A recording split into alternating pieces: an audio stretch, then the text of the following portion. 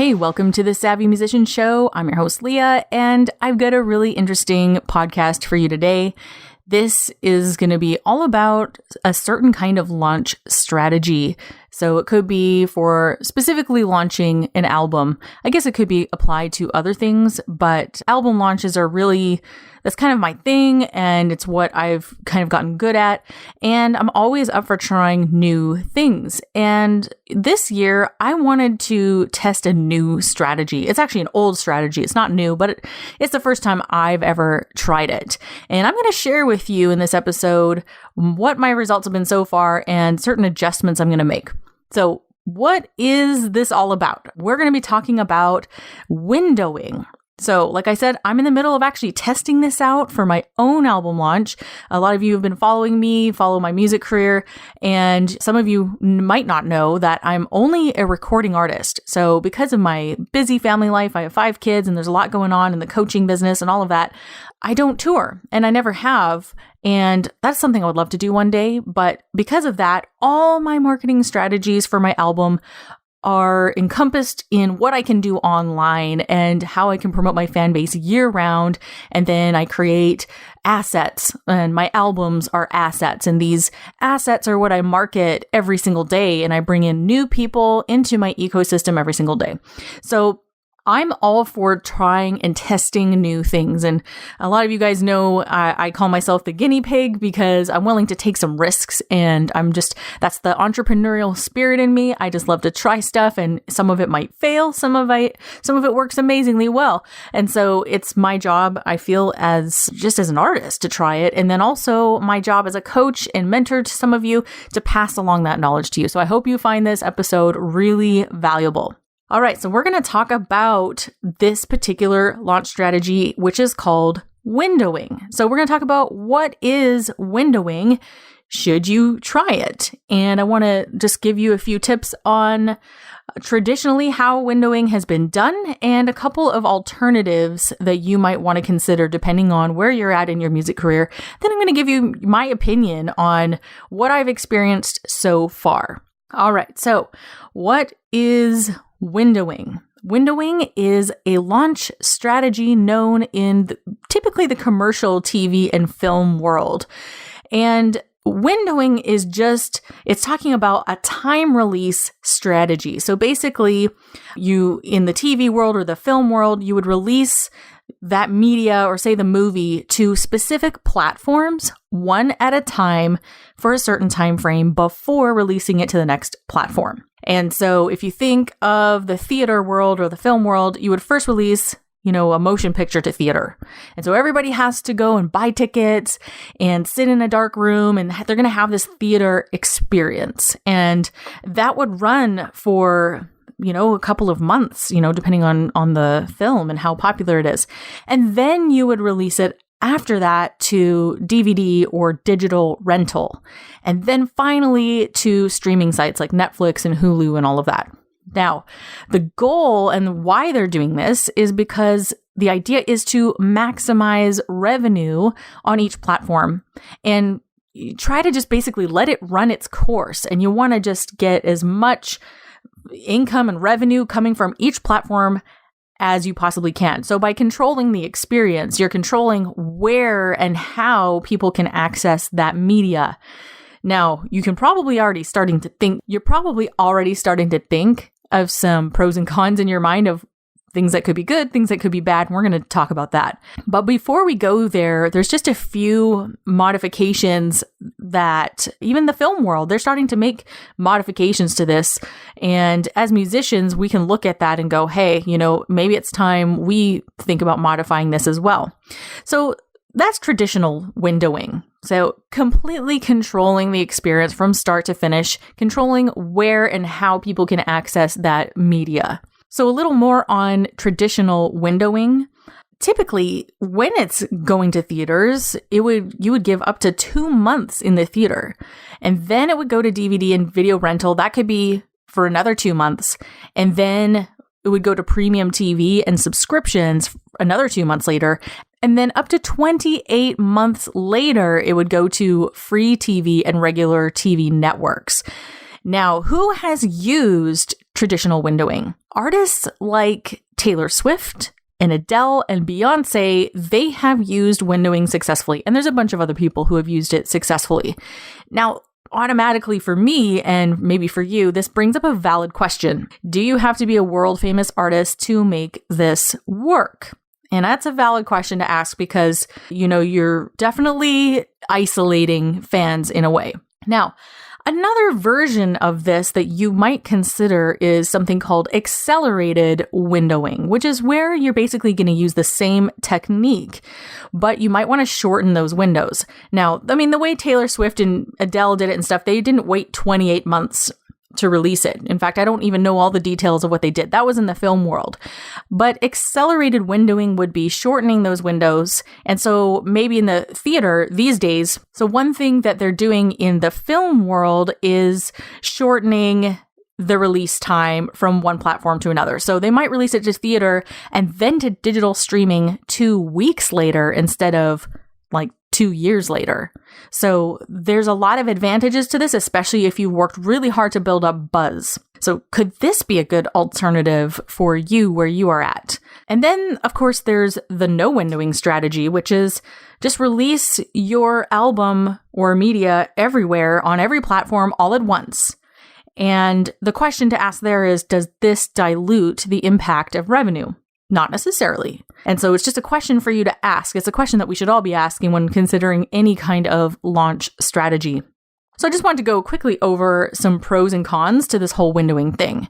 So one of the pros I see is that you can control the experience for the fan from top to bottom. Okay, so you're controlling not only where and how your fan can access this media, but you're controlling the experience as well. Because during my experience with my launch strategy, I'm sending people to a sales page, like a long form sales page where they have tons of content to consume, the background of the album and images and all the different band players and where they're well known from and the artwork. And I have all this information on there to kind of just bring them into an experience. And that's where I was driving all my traffic. And so I kind of like that idea of being able to control the experience because it means I could give them a better experience than just simply going to an iTunes store and downloading it. So I like that pro a lot. Also, another pro could be the possibility of maximizing revenue on each channel, depending on how you do it. So some artists, what they'll do is release their music primarily through their website. Like that's the only place you can get it. And they might release it digitally and physically for a period of time. And it would be totally up to you to determine that period of time. It could be 2 weeks, it could be a month, it could be 6 months, depending on how well it's going.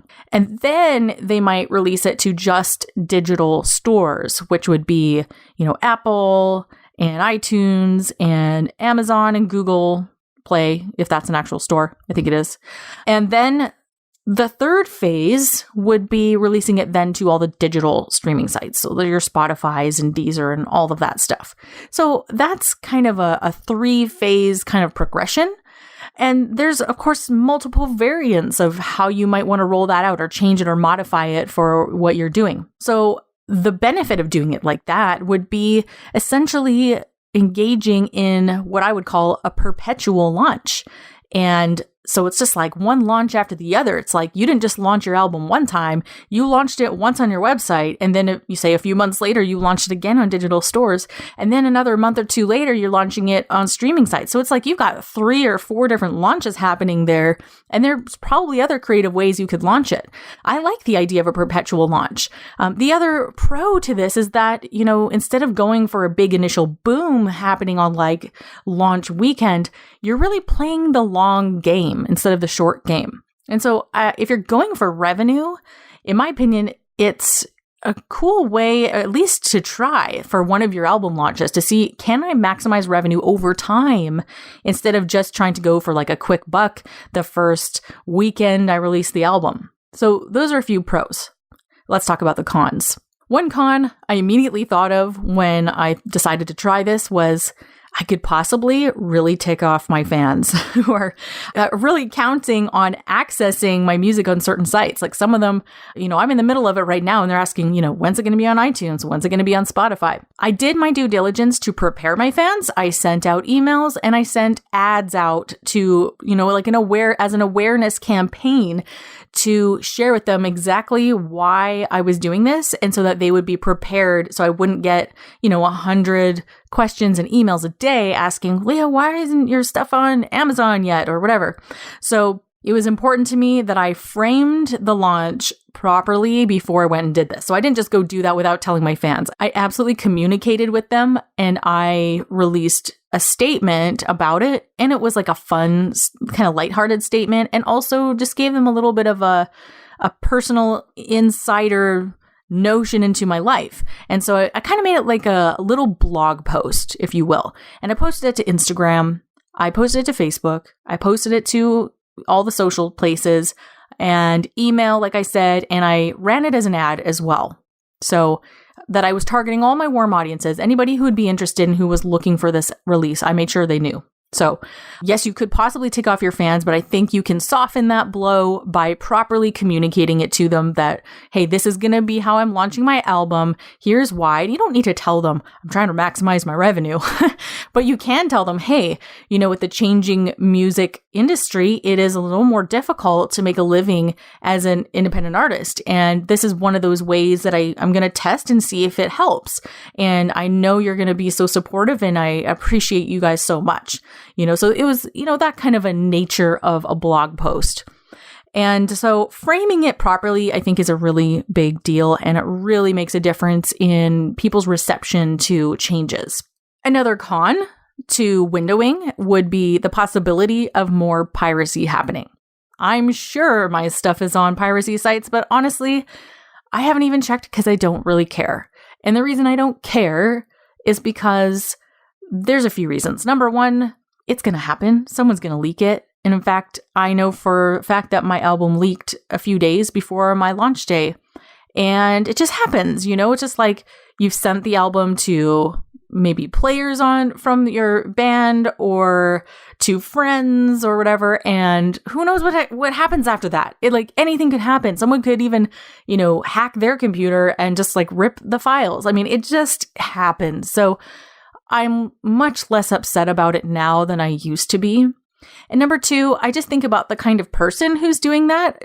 Who are these people who are ripping music and sharing it? Are they my true fans? I'm not actually going to rule out the possibility that they are, because I've also heard from people who do, file share and all of that they often will try before they buy. And a lot of them know that, hey, the best way to support an artist is to go buy from them. So they do get that music, and then they will, if they like it, go and support the artist, and they will buy their stuff later. So, with those two things in mind, I can't say for sure that they're not true fans, people who do that. It does tick me off that it's made available like that before my release date. I think that one bothers me more than anything else. But there's nothing I can do about it. And then the third thing I think about is that, it's also free advertising. I didn't have to pay for that. And who knows, if it went viral in, the black market or whatever you want to call it, yay me, I guess. There's more where that came from, and there's not anything I can do to control it. So I'm going to try and look at the bright side. You can't control the internet. You can't control people. You can't control people who are going to rip off your music. So I try not to put much attention on piracy, and I certainly don't post about it when it happens. The last thing you want to do is bring attention to your fan base when it's been leaked or if someone's been sharing it online. That you don't want to do that. Don't send everybody now to that link and to that page and go searching, Googling up where they can get your leaked album. Don't do that. So And the other thing is piracy is always an issue, whether you're implementing a windowing strategy or not. That's just going to be a risk when you're an online artist, when you're promoting anything online. People have ripped off my courses for that matter. There's other competitors in my space that have actually ripped off my courses and changed the titles and tried to make it sound like it was something original. So you know what? That is just the case. And you know that you're doing something good in the world when people start ripping you off. So I'll leave you with that. And the other con to windowing that I would see is that you might not get the revenue that you were hoping for in that first phase. So if you're just, in phase 1, releasing your album to your website and it's release day and you send out the email and you put all the ads out that we kind of coach you to do, and you post on social media and you do a Facebook Live and you do a YouTube Live and you launch a lyric video or a music video that day and you draw all this attention and it's all going to your website and you don't get that initial boom that you were hoping for. That is a real possibility.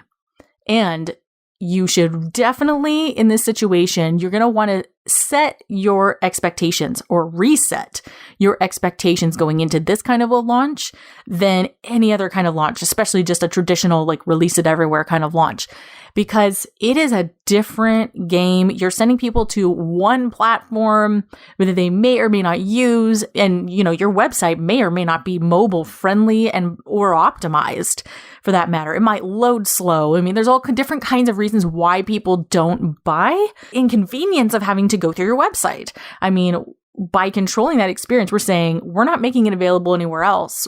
And some of those other places they're there because of convenience.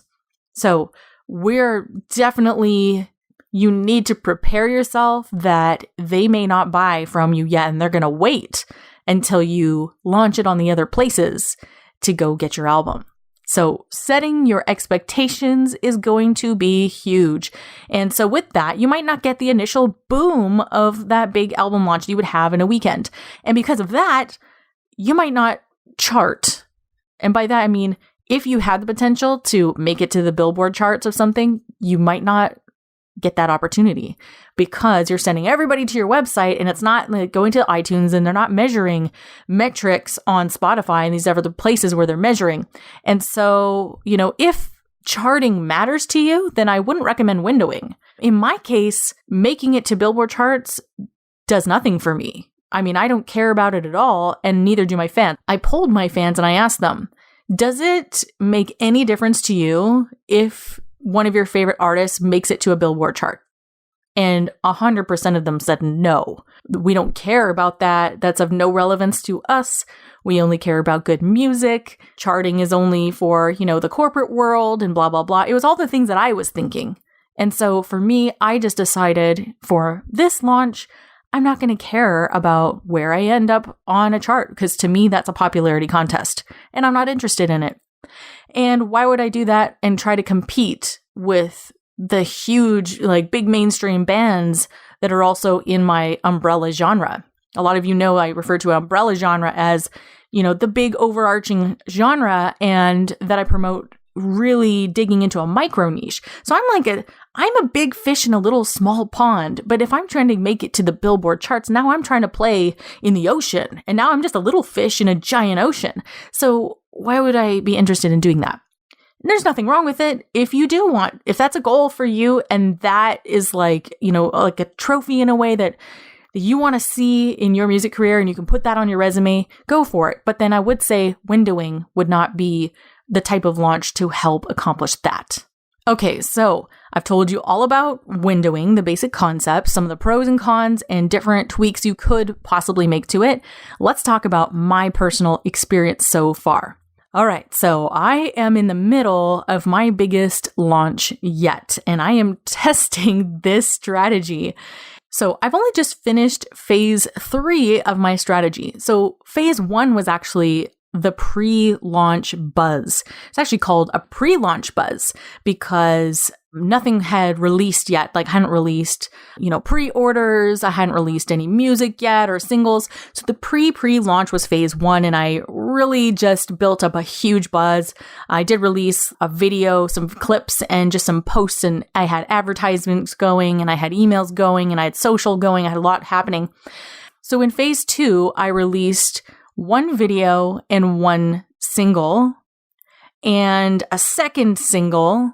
And I staggered them in time. So like 1 week I released a single. The next week I released a video. The next week I released a single. And then the next week was kickoff day. That was launch day. And that day I also released a lyric video. So I could get all the eyeballs and all the ears at the same time watching this new video. And that was launch day. So phase 1 for me was about a week. That was my pre-launch. Phase 2 was about 3 weeks. And that's when I opened up pre-orders and relaunched 2 singles and a video. Phase 3 was launch day when I released the second video and the big kickoff. Everybody go to the website. Okay. So how did that go so far? It went really well. And I definitely experienced some of the things that I'm telling you about. I didn't get the big initial boom that I was kind of hoping for. And so immediately I had to readjust my expectations. I was like, okay, remind myself, I am making lots of sales every day, but it wasn't that big number that like I'm kind of used to on a launch day. And I just had to remind myself that I'm going for the long game, not the short game. So I definitely experienced that. And after that, I have decided since then that instead of drawing out this windowing strategy, I'm going to do the accelerated windowing strategy, meaning the next phase, I'm going to just start releasing it sooner to the other stores. So instead of waiting like 3 months or something, I'm actually just waiting a month. And then I'm releasing it to the rest of the stores. And so I will get another boom, but it'll just be to the digital end of the thing. So it'll go to stores and to streaming. So that was just a decision I actually made today because I decided I don't want to drag things out. I don't want my fans to wait longer than they have the patience for. I'm just getting too many people asking me when's it available, and I don't want them to like move on to the next thing or forget about the album. And, there's just a lot to consider about that. So that's a decision. And the thing about launches is that you can do that. You can make decisions on the fly. You can have your plan, have your strategy, and then pivot depending on how things go. And that's still a successful launch. That is how you roll when you are doing these kinds of things online. And it goes for releasing any kind of product online. Like if you sell voice lessons or guitar lessons and you're doing a launch for that, this is exactly how you should roll. You roll with the punches, and when things, don't work out quite the way you're expecting, go ahead and pivot.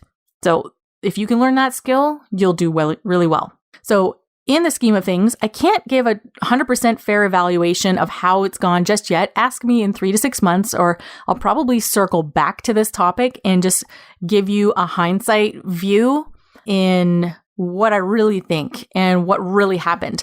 But just to give you an idea, up until this point, we are well past a 6-figure launch, which I'm really proud of. I worked really hard to do that. So well over 6 figures. And I hope to hit the $300,000 mark by the end of this year for my revenue goal for on my entire year for music sales. So I'm really, really happy with that. And next year will be even bigger because now I have another asset. I have another album I can work with that I can bring new people and new fans into my ecosystem every single day of the year. People have never heard of me. So it's an exciting thing to have. So it's just the beginning. And the launch is really just, I'm considering the end date for the official launch really to be kind of close to the end of the year as we go through the holiday season and Christmas and Black Friday and all this stuff. Like I'm going to be pushing this hard until New Year's for sure. And then in the new year, I can market all my albums and bring in tons of new revenue that way, between that and merchandise and different things. My last thought about windowing is that I believe that you definitely need an established following in order to make this kind of system work.